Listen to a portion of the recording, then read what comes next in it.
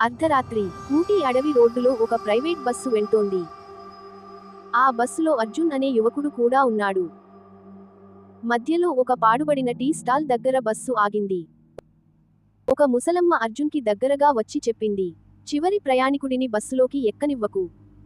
కొద్దిసేపటి తర్వాత బస్సు మళ్లీ బయలుదేరింది. కానీ ఇప్పుడు బస్సులో 13 మంది ఉన్నారు.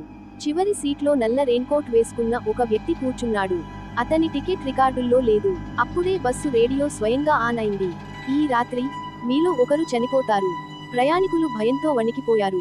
కొద్దిసేపటి తర్వాత ఒక వ్యక్తి అకస్మాత్తుగా మాయమయ్యాడు. సీటుపై ఒక ఫోటో మాత్రమే మిగిలింది. ఆ ఫోటోలో అందరూ ఉన్నారు. కానీ ఆ నల్ల రెయిన్కోట్ వ్యక్తి మాత్రం కనిపించలేదు.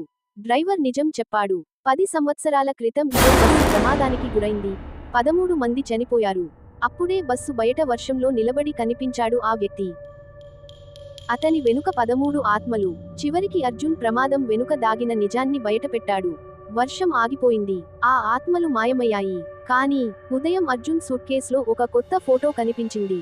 ఆ ఫోటోలో అతని వెనుక ఇంకా నిలబడి ఉన్నాడు ఆ నల్ల రెయిన్కోట్ వ్యక్తి.